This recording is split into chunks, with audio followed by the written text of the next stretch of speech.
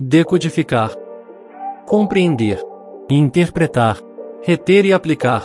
Aqui, bem-vindo ao canal Mental Impulse. Para apoiar o canal, não esqueça de inscrever-se, curtir, comentar e compartilhar. Demonstre sua gratidão às pessoas que colaboram para seu desenvolvimento. Aviso: este vídeo contém ativadores sonoros e visuais que auxiliam na compreensão, foco e mentalização das informações. Lei 40. Despreze o que vier de graça.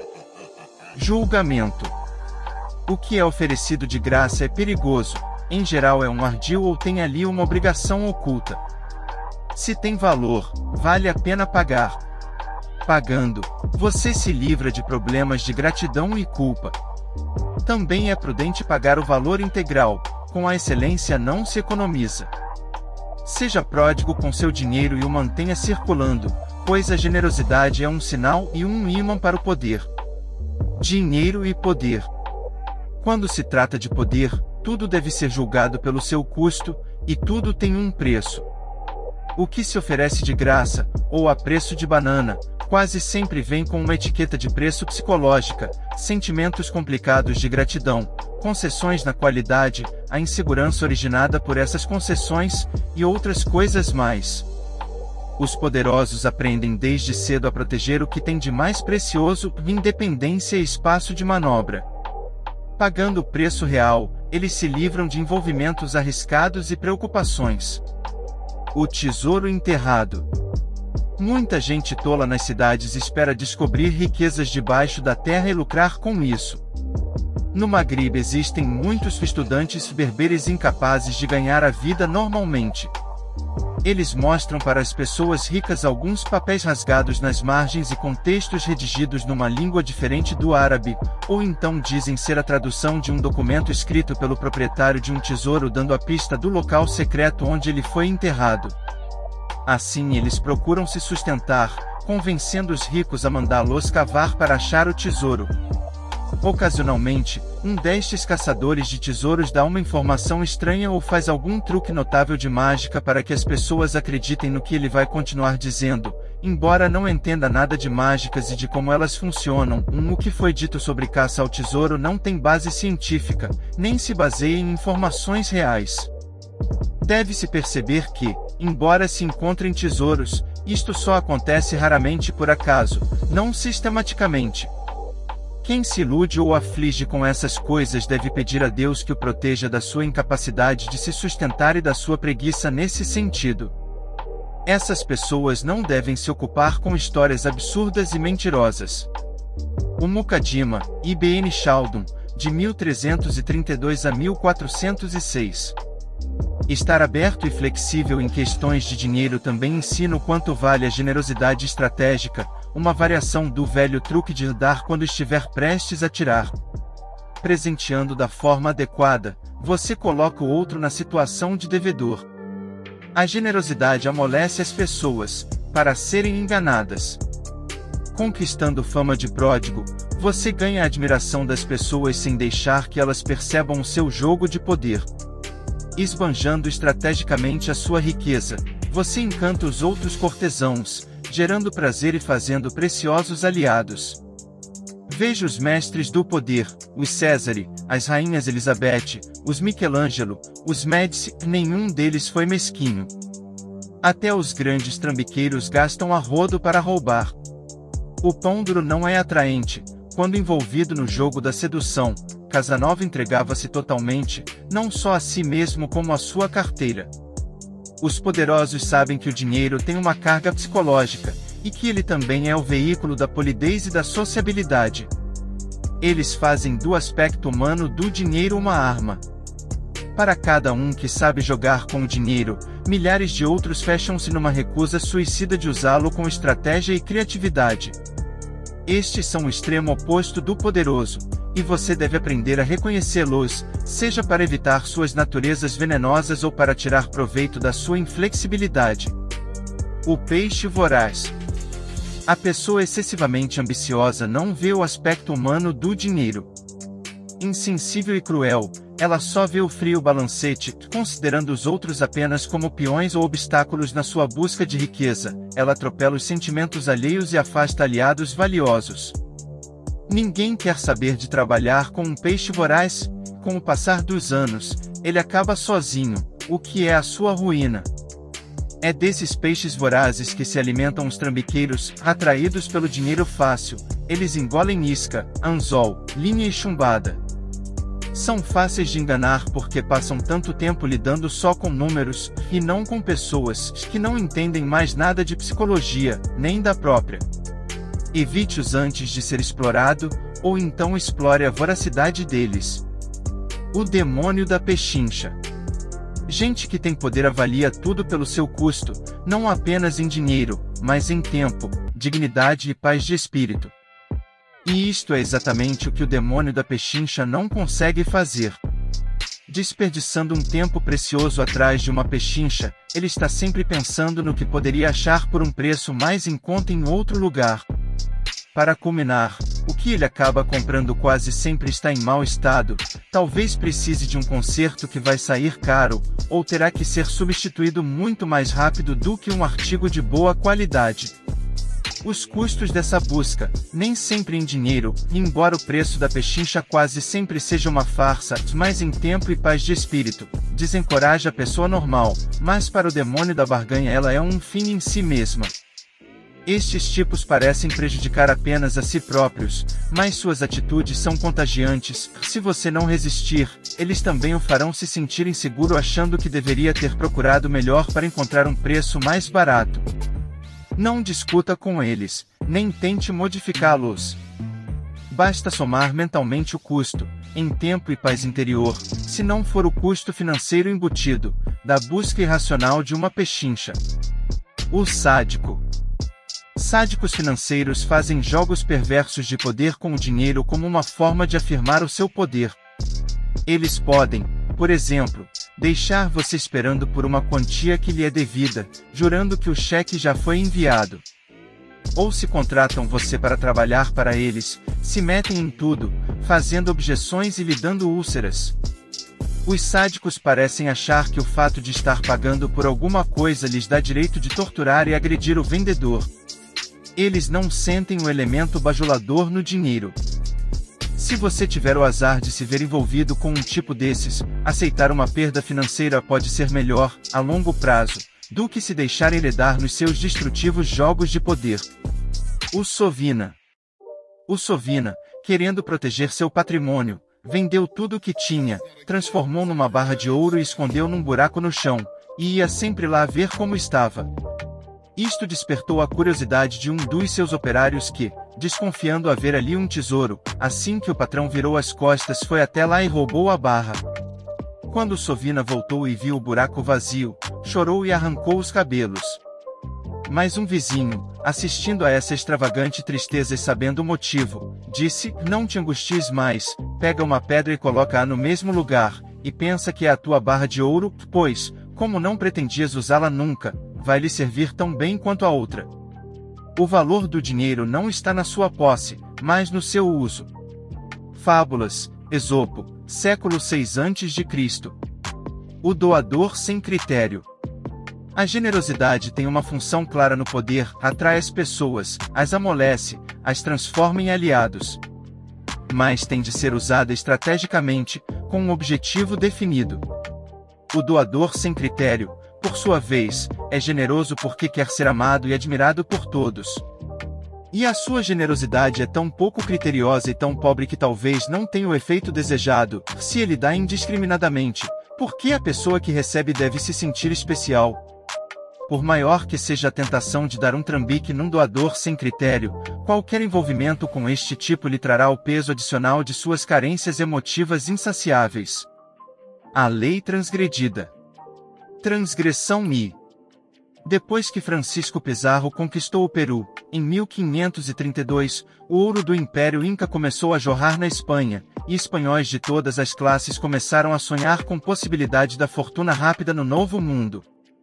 Logo se espalhou a história de um chefe indígena, a leste do Peru, que uma vez por ano se cobria ritualmente de ouro em pó e mergulhava num lago. O boato não demorou a transformar o Eldorado, o Fomem Dourado, num império chamado Eldorado, mais rico do que o Inca, onde as ruas eram pavimentadas e os prédios cobertos de ouro. A história inventada parecia plausível, porque um chefe capaz de desperdiçar ouro em pó num lago certamente deveria governar um império dourado. Em breve os espanhóis estavam buscando o Eldorado por toda a América do Sul. Em fevereiro de 1541, partiu de Quito, no Equador, a maior expedição nesta aventura liderada por Gonzalo, irmão de Pizarro. Resplandecentes nas suas armaduras e sedas coloridas, 340 espanhóis dirigiram-se para o leste, levando 4.000 indígenas para transportar suprimentos e servir de patrulheiros, 4.000 porcos, dezenas de lhamas, e quase 1.000 cachorros. Mas a expedição foi logo atingida por uma chuva torrencial, que apodreceu os equipamentos e estragou a comida. Nesse meio tempo, os índios que Gonzalo Pizarro ia interrogando pelo caminho e que pareciam não querer dar informações, ou nem tinham ouvido falar do fabuloso reino, eram torturados e entregues aos cães. A notícia da violência assassina dos espanhóis se espalhou rapidamente entre os índios, que perceberam que a única maneira de escapar da ira de Gonzalo era inventar histórias sobre Eldorado e mandá-lo para bem longe. Seguindo as orientações dos índios, portanto, Gonzalo e seus homens eram obrigados a se embrenhar cada vez mais na floresta. Existe um provérbio no Japão que diz Tada yoritakai mono vanai, ou seja, a nada custa mais caro do que aquilo que é dado de graça. De Unspoken Way, Michiro Matsumoto, 1988. O ânimo dos exploradores arrefecia.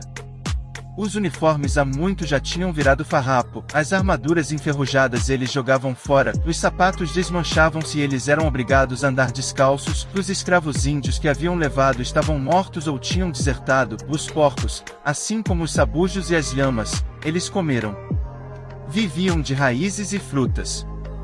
Percebendo que não poderiam continuar assim, Pizarro decidiu arriscar uma viagem pelo rio, e construíram uma balsa com madeira podre. Mas descer o traiçoeiro rio Napo não foi fácil. Acampado na margem do rio, Gonzalo mandou os patrulheiros na frente com a balsa para ver se encontravam aldeias indígenas com comida. E ficou esperando que voltassem, até descobrir que tinham decidido desertar e continuar descendo o rio por conta própria. Dinheiro. Yusuf ibn Jafar costumava cobrar em dinheiro, e às vezes muito, de quem vinha estudar com ele. Um distinto estudioso das leis, visitando-o certo dia, lhe disse: "Estou encantado e impressionado com suas aulas, e tenho certeza de que está orientando adequadamente os seus discípulos. Mas não está de acordo com a tradição cobrar por um conhecimento. Além do mais, agindo assim poderá ser mal interpretado." Amudi respondeu: "Jamais vendi qualquer conhecimento. Não há dinheiro no mundo que o pague.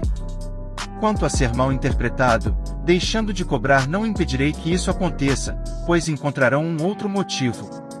Já deveria saber que quem cobra pode ser ou não ganancioso. Mas aquele que não cobra nada é forte suspeito de estar roubando a alma do seu discípulo. Quem diz, não quero nada em troca, pode estar roubando da sua vítima o exercício da vontade." Dermis Probe, Idris Shah, 1970. A chuva continuava sem parar. Os homens de Gonzalo esqueceram o Eldorado, queriam era voltar para Quito. Finalmente, em agosto de 1542, pouco mais de 100 homens, de uma expedição originalmente com milhares, conseguiram encontrar o caminho de volta. Para os habitantes de Quito, eles pareciam saídos do inferno, enrolados em peles e farrapos, os corpos cobertos de feridas, irreconhecíveis de tão magros e abatidos. Durante mais 1 ano e meio eles marcharam num círculo enorme, 3.200 quilômetros a pé. Todo aquele dinheiro investido na expedição não deu em nada, nem sinal de Eldorado, e nem de ouro. Interpretação. Mesmo depois do desastre de Gonzalo Pizarro, os espanhóis continuaram mandando expedições em busca de Eldorado. E, como Pizarro, os conquistadores queimavam e saqueavam aldeias, torturavam índios, suportavam dificuldades incríveis, e nem por isso chegaram mais perto do ouro. O dinheiro gasto nestas expedições é incalculável, mas apesar dos fracassos, o fascínio da fantasia se mantinha. Não só a busca de Eldorado custou milhões de vidas, tanto de índios quanto de espanhóis, como ajudou na ruína do Império Espanhol. O ouro se tornou uma obsessão para a Espanha. O ouro que retornava à Espanha, e era muito, era novamente investido em mais expedições, ou gasto em luxos, não na agricultura ou em qualquer outro empreendimento produtivo. Cidades inteiras na Espanha ficaram vazias quando seus homens foram embora atrás de ouro. Propriedades agrícolas se arruinaram, e não havia recrutas no exército para combater as suas guerras na Europa. No final do século XVII, toda a população do país estava reduzida à metade, dos 400 mil habitantes da cidade de Madrid restavam 150 mil. Com seus esforços durante tantos anos rendendo cada vez menos, a Espanha entrou em declínio, e não se recuperou mais.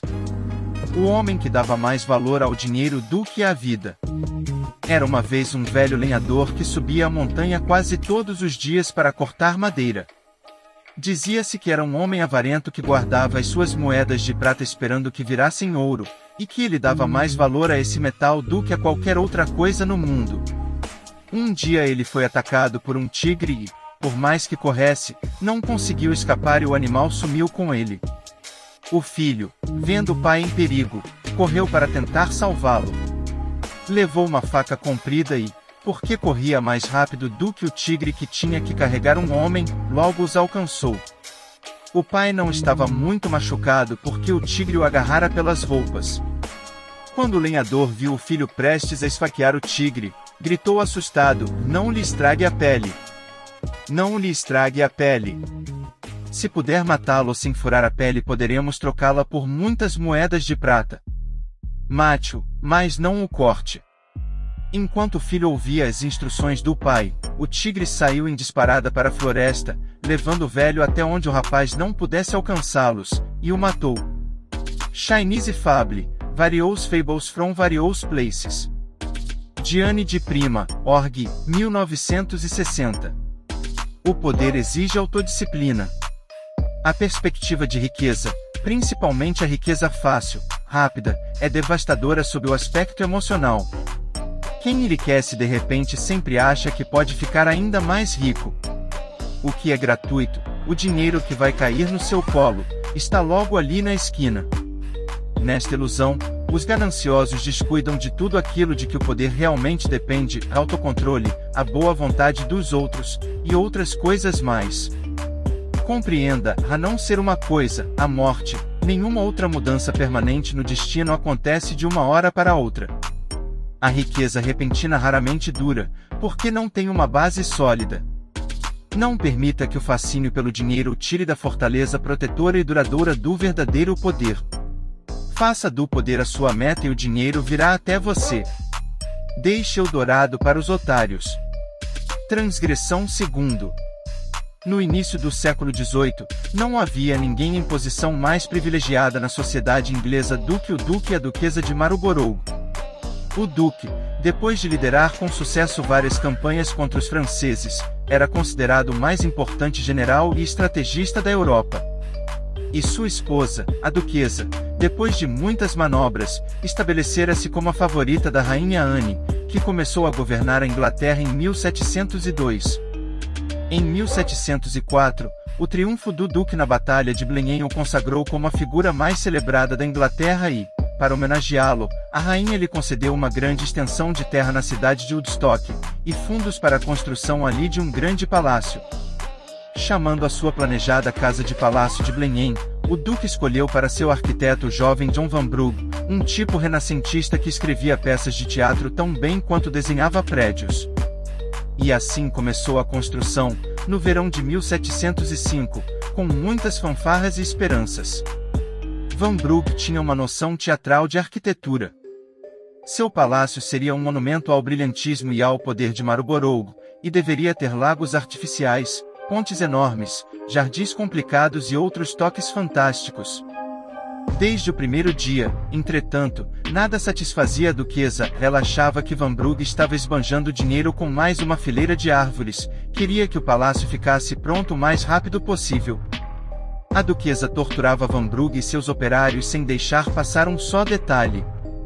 Preocupava-se com questões mesquinhas. Embora o governo estivesse pagando a construção de Blenheim, ela contava cada tostão. Até que as suas reclamações, sobre Blenheim e outras coisas também, acabaram gerando um atrito irreparável entre ela e a rainha Anne, que, em 1711, a despediu da corte mandando-a desocupar seus aposentos no Palácio Real. Ao sair, furiosa com a perda da sua posição e também do seu salário real, ela levou tudo, até as maçanetas de cobre.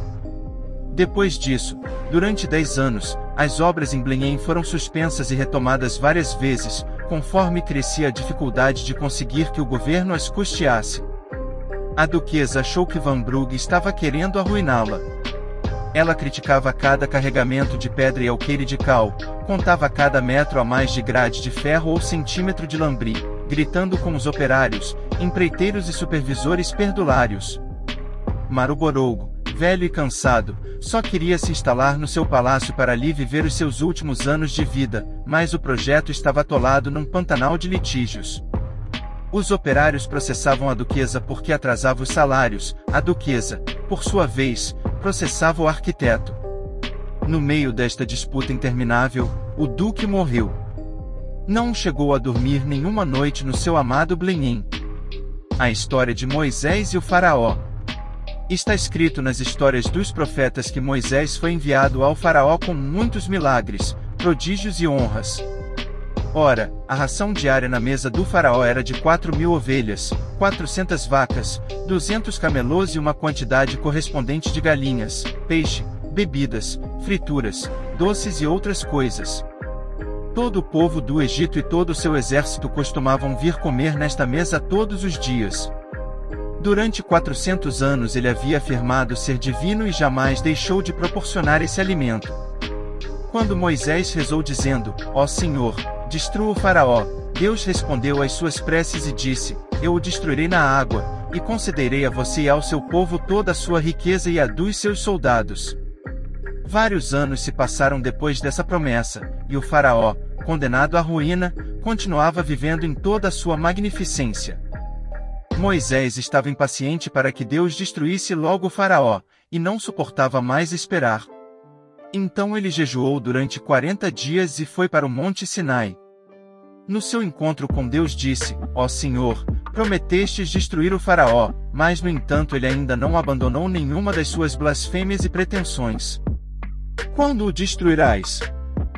Voz veio da verdade dizendo, ó Moisés, queres que eu destrua o faraó o mais rápido possível, mas 1 milhão de servos querem que eu não faça isso, pois usufruem da sua bondade e da tranquilidade do seu governo. Por meu poder, juro que enquanto ele proporcionar alimento e conforto em abundância à minha criação, não o destruirei. Moisés disse, então, quando a vossa promessa se cumprirá? A minha promessa se cumprirá quando ele deixar de alimentar as minhas criaturas. Se ele começar a restringir a sua generosidade, saiba que a sua hora se aproxima. Aconteceu que um dia o faraó disse a Amon, Moisés reuniu à sua volta os filhos de Israel e está nos deixando preocupados. Não sabemos o que vai nos acontecer. Devemos manter nossas reservas cheias para não sermos apanhados sem recursos. Portanto, devemos cortar pela metade nossas rações diárias e economizar o resto. Ele deduziu 2.000 ovelhas, 200 vacas e 100 camelôs, e a cada 2 ou 3 dias reduzia similarmente a ração. Moisés então soube que a promessa da verdade estava próxima de se cumprir, pois economia em excesso é sinal de declínio e mau agouro. Os mestres da tradição dizem que no dia em que o faraó se afogou só 2 ovelhas foram mortas na sua cozinha. Nada é melhor do que a generosidade, se um homem é rico e deseja, sem um título de nobreza, agir como um senhor, se ele quer que os homens se humilhem diante dele, o reverenciem e o chamem de senhor e príncipe, então diga-lhe para colocar todos os dias uma mesa repleta de víveres. Todos os que ficaram famosos no mundo, foi principalmente por meio da hospitalidade, enquanto o sovino e o avarento são desprezados em ambos os mundos. The Book of Government or Rules for Kings, Nizam al-Mulk, século X. Depois da morte de Marlborough, descobriu-se que ele possuía um vasto patrimônio, valendo mais de 2 milhões de libras, mais do que o suficiente para terminar o palácio. Mas a duquesa não cedia, recusava-se a pagar os salários de Van Brugge e dos operários, e acabou despedindo o arquiteto. O homem que o substituiu terminou Blenheim em poucos anos, seguindo à risca o projeto de Van Brugge, que morreu em 1726 proibido de entrar no palácio pela duquesa, sem poder colocar os pés na sua maior criação. Prenunciando o movimento romântico, Blenheim dera início a uma nova tendência na arquitetura, mas para o seu criador foram 20 anos de pesadelo. Interpretação. Para a duquesa de Marlborough, o dinheiro servia para jogos de poder sádicos. Para ela, perder dinheiro era perder simbolicamente o poder. No caso de Van Brugh, sua distorção foi ainda mais profunda. Ele era um grande artista e ela invejava o seu poder criativo, o seu poder de conquistar uma fama para ela inalcançável. Ela poderia não ter o talento dele, mas tinha o dinheiro para torturá-lo e violentá-lo por mesquinharias, para arruinar a sua vida. Essa forma de sadismo, no entanto, tem um preço terrível. Fez uma construção, que normalmente seria feita em 10 anos, demorar 20. Envenenou muitos relacionamentos, afastou a duquesa da corte, magoou profundamente o duque, que só queria viver em paz em Blenheim, gerou inúmeros processos judiciais e tirou anos de vida de Van Brugh. E também, no final, a posteridade ficou com a última palavra. Van Brugh é reconhecido como um gênio, enquanto a duquesa ficou para sempre na lembrança por sua consumada mesquinhez. O poderoso deve ter grandeza de espírito, não pode se mostrar mesquinho. E é na relação com o dinheiro que melhor se vê a grandeza ou a mesquinhez. Portanto, é preferível gastar livremente e ficar conhecido como uma pessoa generosa, o que no final lhe trará grandes dividendos. Não deixe que detalhes financeiros o impeçam de ver o que as pessoas pensam a seu respeito. O ressentimento delas vai lhe sair caro a longo prazo. E se você quiser se meter no trabalho das pessoas criativas que contratou, pelo menos pague-as bem. O seu dinheiro comprará a submissão delas melhor do que as suas exibições de poder. A lei observada. Observância I. Pietro Aretino, filho de um simples sapateiro, já tinha se lançado como escritor famoso de sátiras mordazes. Mas, como todo artista renascentista, precisava encontrar um patrono que lhe desse um padrão de vida confortável sem interferir no seu trabalho. Em 1528, Aretino decidiu tentar uma nova estratégia nesse jogo. Saiu de Roma e se estabeleceu em Veneza, onde era pouco conhecido. Ele tinha uma quantia considerável em dinheiro que conseguirá economizar, mas era só isso. Logo depois de se mudar para a nova casa, entretanto, ele escancarou as portas para ricos e pobres, regalando-os com banquetes e divertimentos. Fez amizade com todos os gondoleiros, dando fartas gorjetas. Distribuía o seu dinheiro pelas ruas com liberalidade, a mendigos, órfãos e lavadeiras. Entre as pessoas do povo logo se espalhou a fama de que Aretino era mais do que um grande escritor, era um homem de poder, uma espécie de lorde. Artistas e homens influentes logo começaram a frequentar a casa de Aretino. Em poucos anos, era uma celebridade.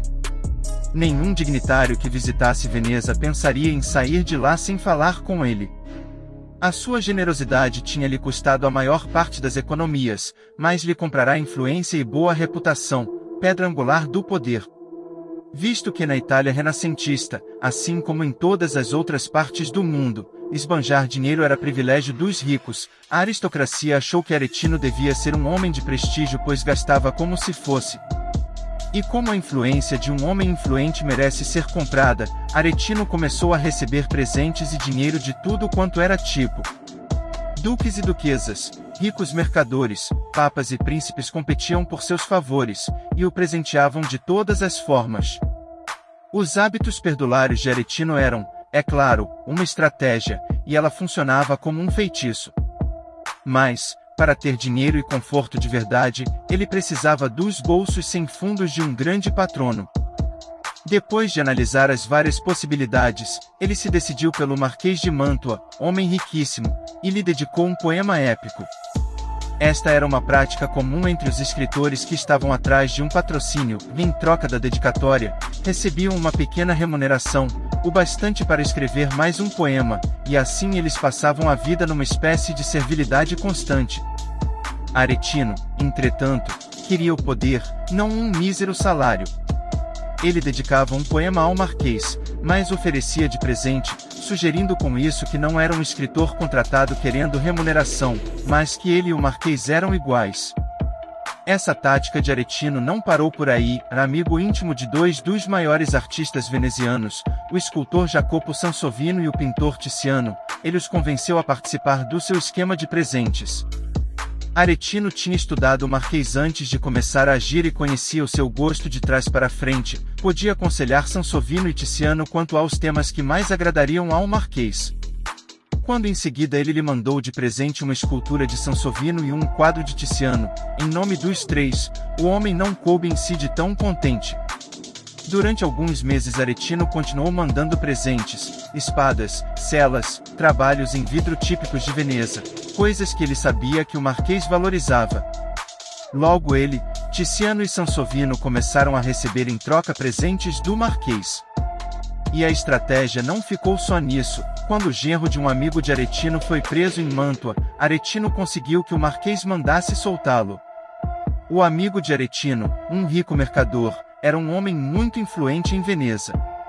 Utilizando-se da benevolência do Marquês que ele havia conquistado, Aretino conseguiu comprar também a gratidão do amigo, que por sua vez o ajudaria sempre que possível. O círculo de influência crescia.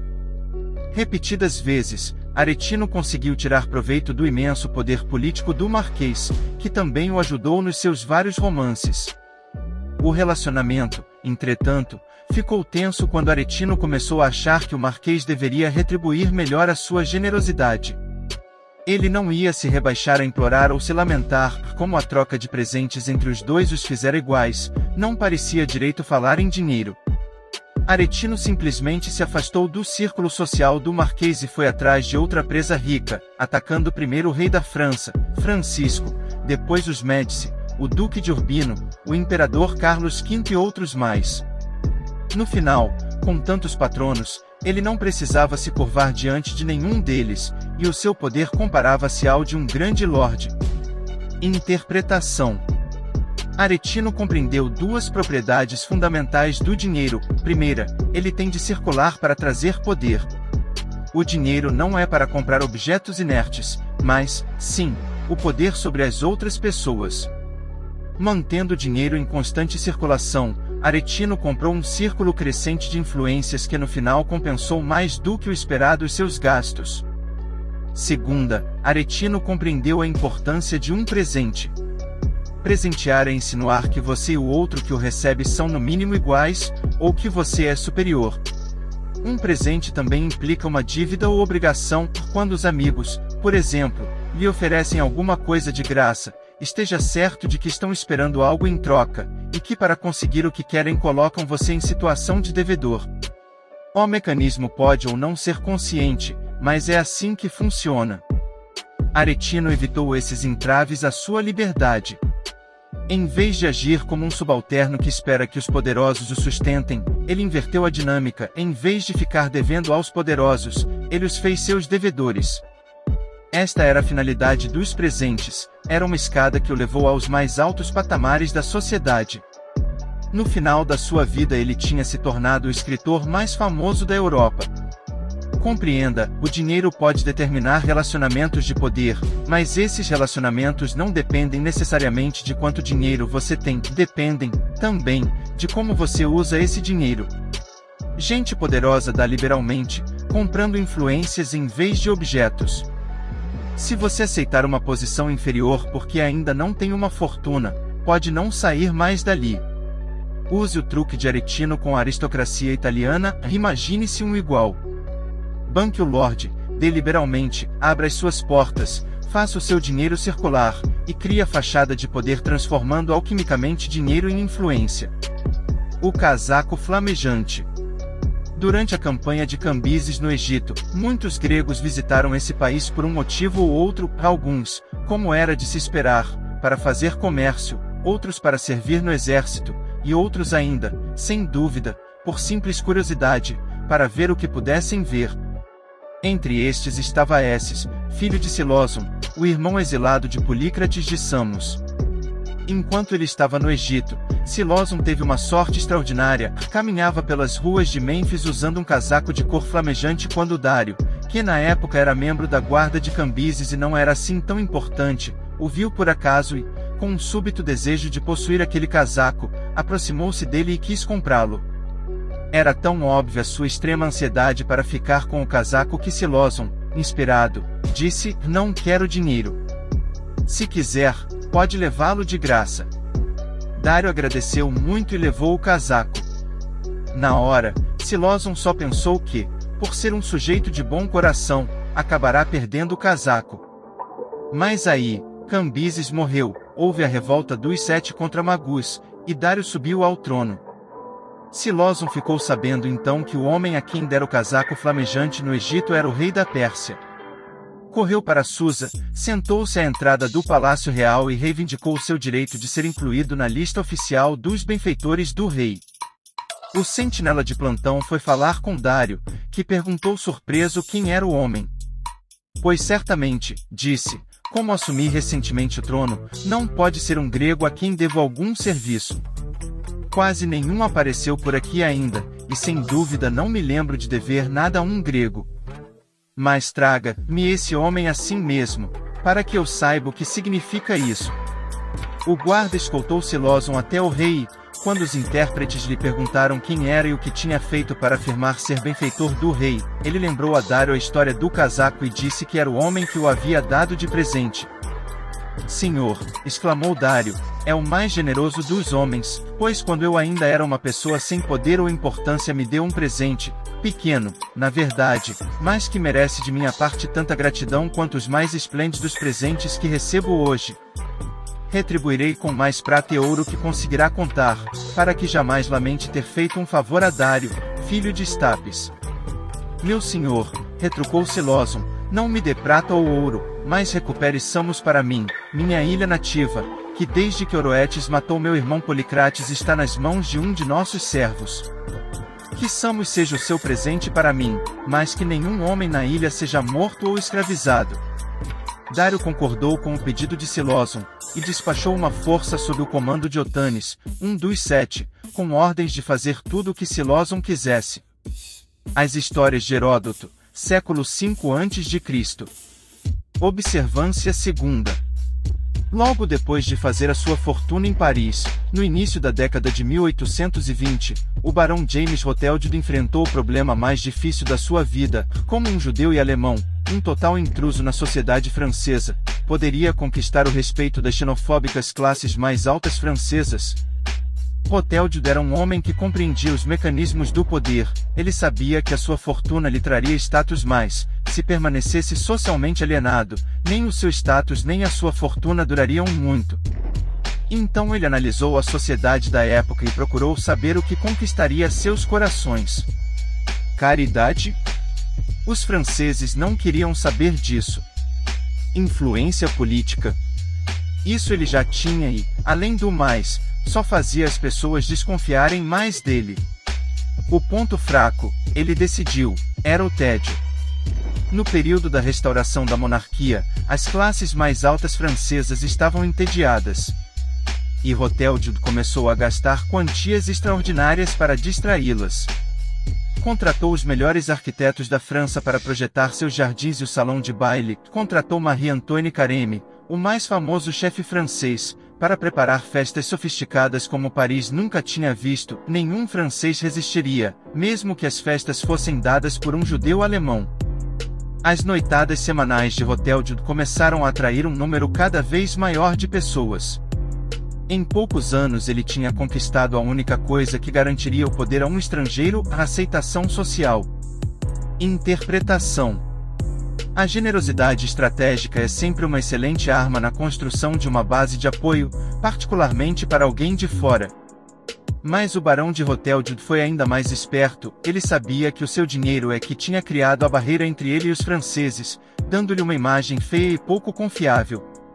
A melhor maneira de superar isso era gastar literalmente enormes quantias, mostrando com esse gesto que dava mais valor à cultura e à sociedade francesa do que ao dinheiro. O que ele fazia se parece muito com os famosos potlatch, os festivais de distribuição de presentes dos índios norte-americanos, destruindo periodicamente as suas riquezas numa gigantesca orgia de festivais e fogueiras. Uma tribo indígena simbolizava o seu poder sobre as outras tribos. A base do seu poder não era o dinheiro, mas a sua capacidade de gastá-lo, e a sua confiança numa superioridade que a faria recuperar tudo que a festança tinha destruído. No final, os saraus do barão refletiam o seu desejo de se misturar não só ao mundo de negócios da França, mas à sua sociedade também. Gastando dinheiro nos seus potlatches, ele esperava demonstrar que o seu poder transcendia o dinheiro, entrando pela esfera mais preciosa da cultura. Rothschild pode ter conquistado a aceitação social gastando dinheiro, mas a base de apoio que ele conseguiu não foi do tipo que se compra apenas com o dinheiro. Para garantir a sua fortuna, ele teve que esbanjá-la. Em resumo, generosidade estratégica é isso: capacidade de ser flexível com a sua riqueza, colocá-la para funcionar, não para comprar objetos, mas para conquistar o coração das pessoas. Observância terceira. Os Médici da Florença renascentista haviam conquistado seu imenso poder com base na fortuna que fizeram como banqueiros.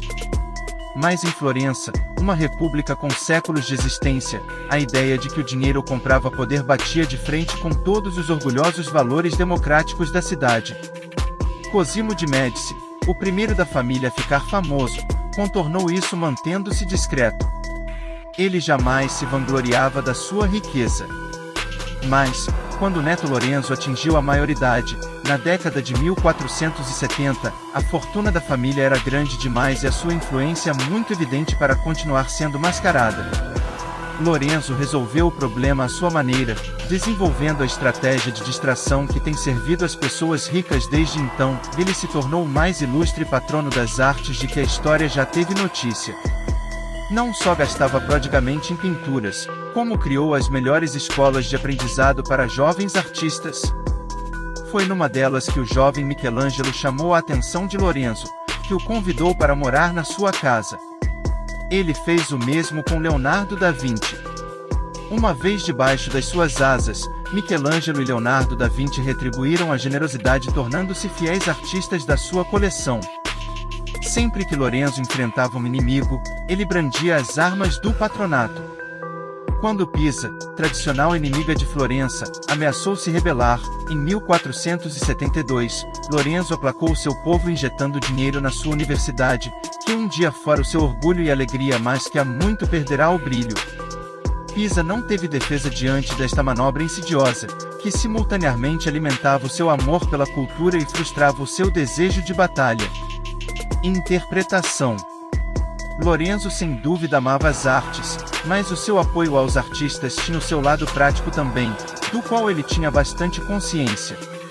Naquela época, em Florença, a atividade bancária era talvez a forma menos admirada de se ganhar dinheiro, e certamente não era uma fonte respeitável de poder. As artes estavam no polo extremo, o da transcendência quase religiosa. Gastando com as artes, Lorenzo diluiu as opiniões do povo sobre a feia origem da sua fortuna, disfarçando-se na nobreza. Não há uso melhor para a generosidade estratégica do que o de desviar as atenções de uma realidade ofensiva e se envolver no manto da arte e da religião. Observância quarta. Luís XIV tinha um olho de lince para o poder estratégico do dinheiro.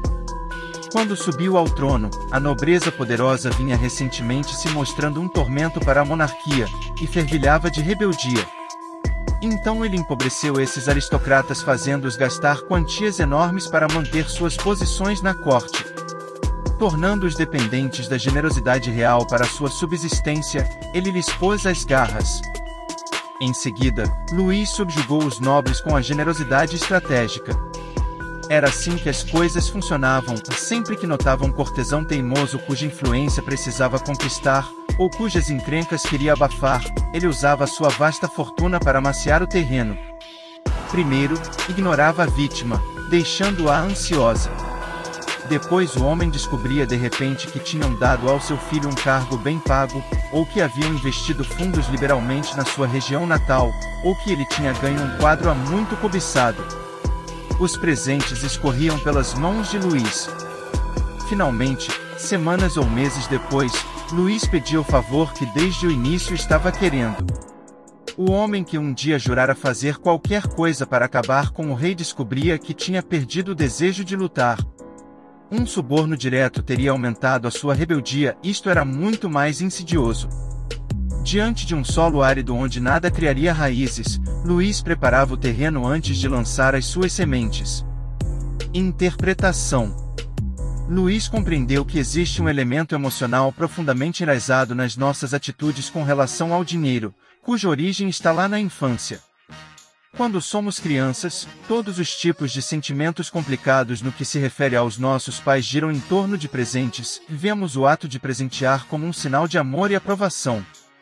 E esse elemento emocional não desaparece. Quem recebe presentes, financeiros ou não, fica de repente vulnerável como uma criança, principalmente se eles vierem de uma autoridade.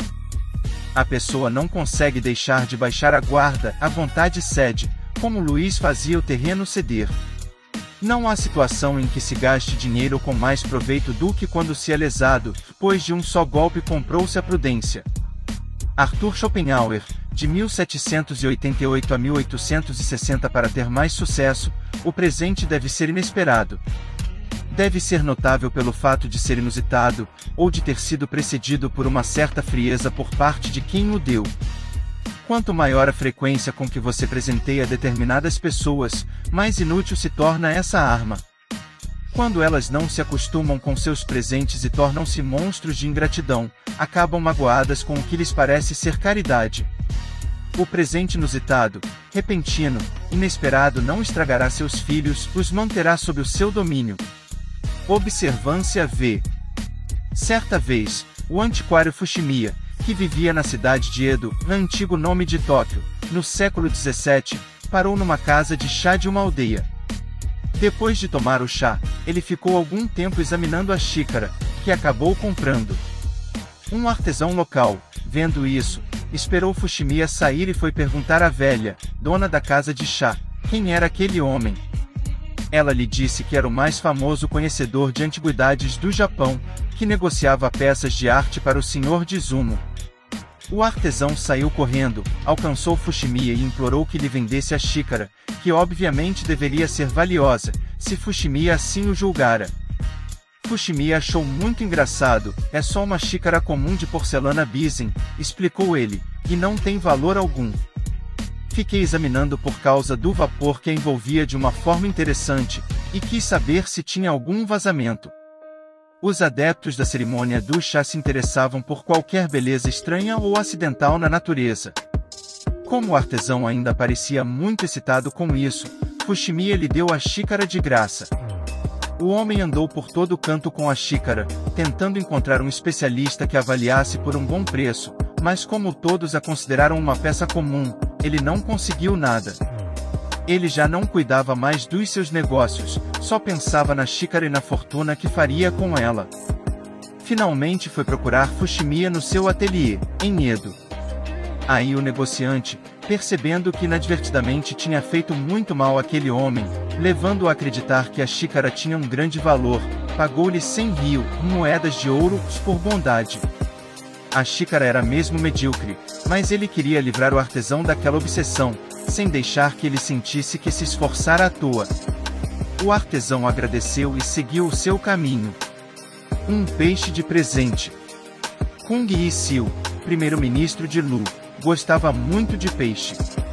O povo de todo o país, portanto, comprava peixe sempre e queria lhe dar de presente. Mas Kung Yi não aceitava presentes. Contrário a essa atitude, o irmão mais novo protestou, dizendo: "Você gosta de peixe, por que não o aceita de presente?" Em resposta, ele disse: "É porque gosto de peixe que não o aceito de presente. Na verdade, se eu aceitar o peixe, ficarei na posição de devedor.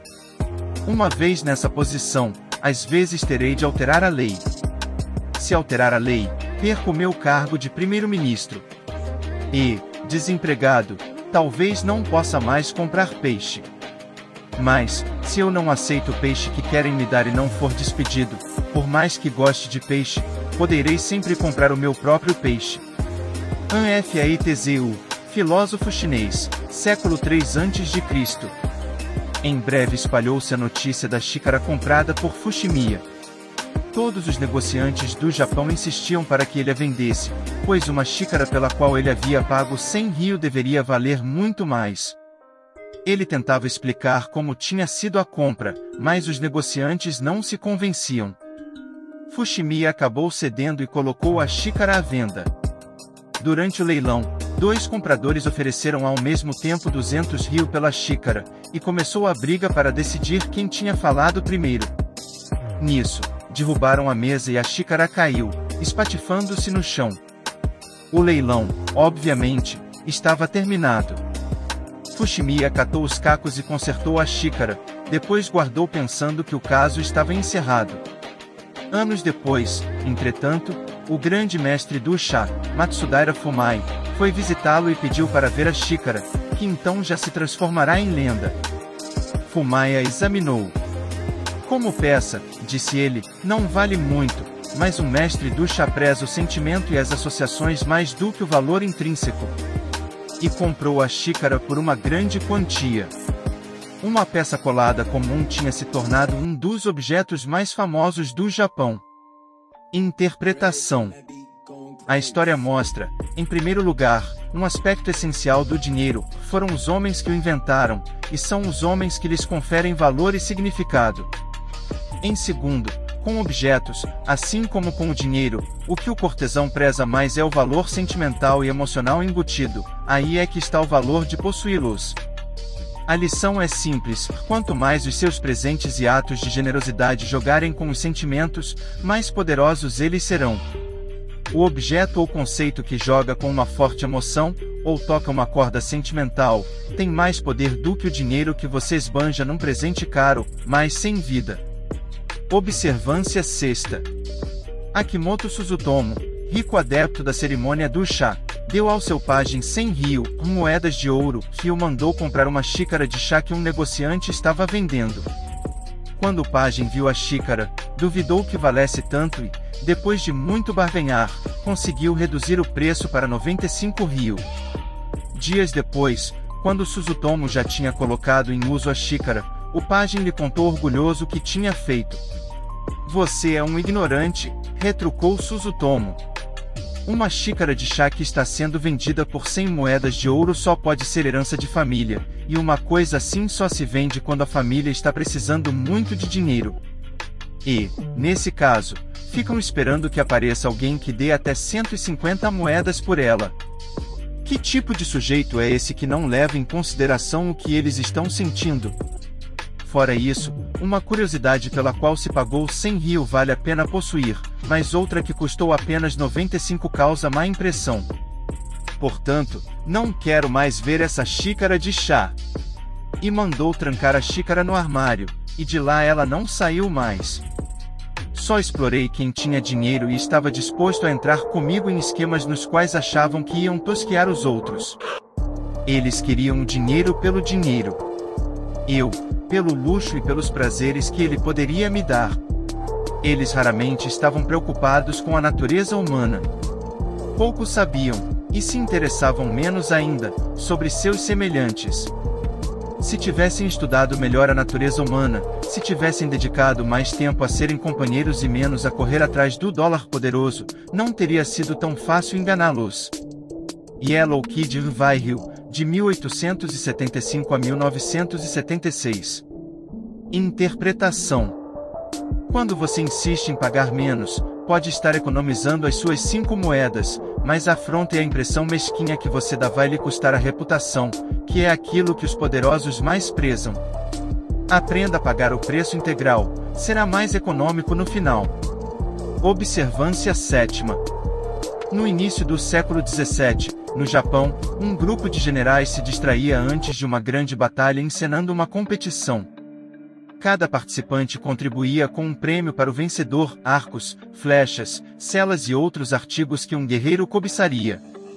O grande senhor Date Masamune estava passando por ali e foi convidado a participar.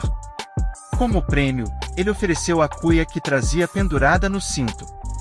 Todos riram, ninguém queria ganhar aquela peça tão barata. um criado do anfitrião aceitou a cuia. Mas quando o grupo se despediu e os generais ficaram conversando fora da tenda, Masamune trouxe o seu magnífico cavalo e o deu ao criado. Aqui, disse ele, saiu um cavalo de dentro da cuia. De repente, os generais estupefatos lamentaram ter rido do presente de Masamune. Interpretação. Masamune compreendeu o seguinte: o dinheiro dá a quem possui a capacidade de agradar aos outros. Quanto mais você puder fazer isto, mais admiração atrairá. Ao tirar o cavalo de dentro da cuia, você demonstra definitivamente o seu poder. Imagem: o rio. Para se proteger ou salvar o seu patrimônio, você constrói um dique. Em breve, porém, as águas ficam lodosas e pestilentas. Só as formas mais repulsivas de vida conseguem viver nessas águas estagnadas, nada trafega sobre elas, todo o comércio fica interrompido. Destrua o dique. A água que flui e circula gera abundância, riqueza e poder em círculos cada vez maiores. O rio deve causar inundações periodicamente, para que boas coisas possam florescer. Autoridade: o grande homem Sovina é um grande tolo, e para o homem que ocupa altos postos não há vício pior do que a avareza. O Sovina não conquista terras nem domínios, pois não possui amigos suficientes a quem impor a sua vontade. Quem quiser ter amigos não deve se apegar às suas posses, mas conquistá-los com belos presentes, pois da mesma forma que o imã atrai sutilmente o ferro, o ouro e a prata com os quais um homem presenteia atraem os corações dos outros homens. The Romance of the Rose, Guillaume de Loris, c.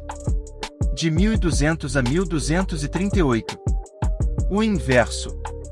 O poderoso jamais esquece que as coisas gratuitas são, inevitavelmente, um truque.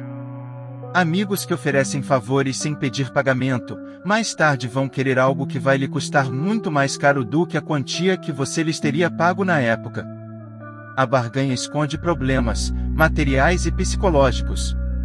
Aprenda a pagar, portanto, e bem.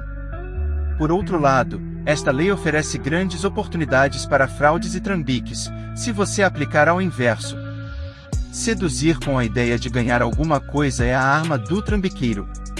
Ninguém fez isso melhor do que o charlatão de maior sucesso da nossa era, Joseph Vairil, conhecido como The Yellow Kid. Desde cedo, Yellow Kid aprendeu que a ganância dos seus semelhantes é que tornava as suas fraudes possíveis. Este desejo de conseguir alguma coisa de graça, ele escreveu certa vez, tem custado caro para muita gente que fez negócio comigo e com outros trambiqueiros. Quando as pessoas aprenderem, e duvido que aprendam, que é impossível ter alguma coisa sem dar nada em troca, a criminalidade diminuirá e viveremos com mais harmonia. Durante vários anos, Vairil inventou meios de seduzir as pessoas com a perspectiva do dinheiro fácil. Ele lhes oferecia terras de graça, quem resistiria a tal oferta? E depois os otários ficavam sabendo que tinham de pagar $25 para registrar a venda. Como a terra era de graça, pagar tanto por um documento parecia valer a pena. E Yellow Kid fez milhares de dólares com os registros falsos. Em troca, entregava às suas vítimas uma escritura forjada. Em outras ocasiões, ele falava de uma corrida de cavalos combinada, ou de uma ação que daria 200% em poucas semanas. Conforme contava as suas histórias, ia vendo os olhos do otário se arregalarem com a ideia do ganho fácil. A lição é simples: ao enganar as pessoas, use como isca a possibilidade de dinheiro fácil. As pessoas são essencialmente preguiçosas e preferem que o dinheiro lhes caia no colo a ter de trabalhar. Por uma pequena quantia, venda-lhes conselhos sobre como ficar milionário, pt. Barnum fez isso no final da sua vida, e essa pequena quantia se transformará numa fortuna depois de multiplicada por milhares de otários. Seduza as pessoas com a perspectiva do dinheiro fácil e você terá espaço para continuar praticando suas fraudes, visto que a ganância é tão forte que as suas vítimas não enxergarão mais nada. E, como disse Yellow Kid, metade da graça está em dar uma lição de moral: a ganância não compensa. Essa é apenas uma lei, das 48 leis do poder. Para ver as outras 47, acesse nossa playlist, As 48 Leis do Poder, Robert Greene. para sua evolução mental. Para apoiar o canal, não esqueça de inscrever-se, curtir, comentar e compartilhar. Demonstre sua gratidão às pessoas que colaboram para seu desenvolvimento.